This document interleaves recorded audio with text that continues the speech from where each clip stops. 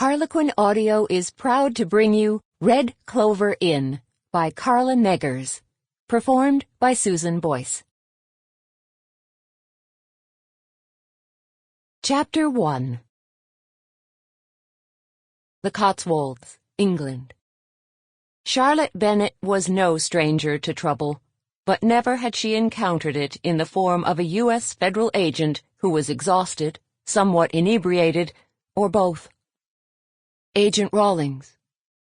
She paused, debating the wisdom of continuing. Are you by any chance armed? Armed with a smile. And smile he did, as if to prove his point. It was a casually sexy smile, his turquoise eyes crinkling at the corners. Charlotte didn't know when and where a federal agent was supposed to carry a weapon, but certainly not while drinking beer at a party the night before her cousin's wedding in a quiet village in England. She couldn't see a weapon, but he could easily have one under the jacket he wore, over a charcoal gray lightweight sweater. He had ultra-short cropped dark auburn hair and looked as if he knew his way around weapons of all kinds. No worries, okay? I'm not in the UK on official business. You're safe with me. He was amused, she could tell. She'd arrived at the party late and had chosen a small table by a window slightly open to the damp June evening. She'd had exactly 2 sips of her wine, a lovely chilled white, when he sat next to her on the cushioned bench, placed his near-empty beer glass on the small table, and introduced himself as Greg Rawlings. Charlotte had recognized his name as the federal agent Samantha, her cousin, whose wedding was tomorrow, had mentioned was a last-minute guest. Charlotte took her 3rd sip of her wine. You know, I didn't invite you to join me. You can kick me out if you want, he said with a yawn. I'll go quietly. He didn't look as if he did anything quietly unless it suited him. Agent Rawlings. Call me Greg. What's your name? Charlotte. Charlotte Bennett. Ah, another Bennett. Live here or in the U.S.? I'm American, but I live in Scotland. For now, she added silently.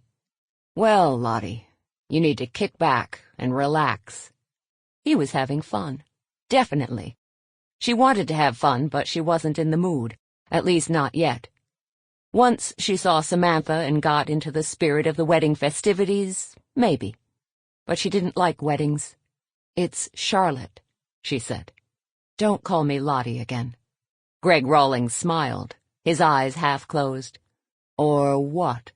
He knew he was sexy. Totally knew it. She returned his smile. I promised my family I wouldn't get in a bar fight tonight. You've been in bar fights, Char? Not in a while. And Char isn't going to work either. Charlotte. That's it. As in Charlotte's Web. No. As in my parents liked the name. Is Charlotte the spider? I don't remember. I guess it makes sense she'd be the spider, or why would it be her web? Charlotte didn't respond. She watched him fight back another yawn. Maybe he wasn't inebriated. Maybe he was just tired. He'd sat at her table without invitation, but there weren't enough tables for the number of guests, deliberately so, she knew, because the idea behind the party was for guests to mingle ahead of tomorrow's wedding. She'd assumed he'd had too much to drink and had picked an argument with him. Maybe argument was too strong. She'd walked into the Cotswold pub and found her way to the private function room intensely aware she needed a distraction. She'd hoped a glass of white wine would do the trick.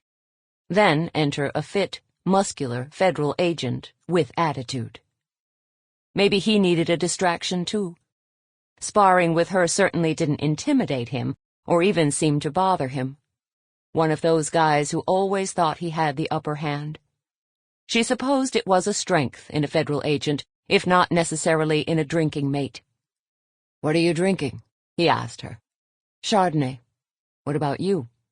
Charlotte nodded to his almost drained pint glass. What were you drinking? Implying I'm done for the night? You should be. He grinned. You're blunt. He sat up straighter. Okay. I was drinking Heineken. the last of which is in the bottom. Sample complete. Ready to continue?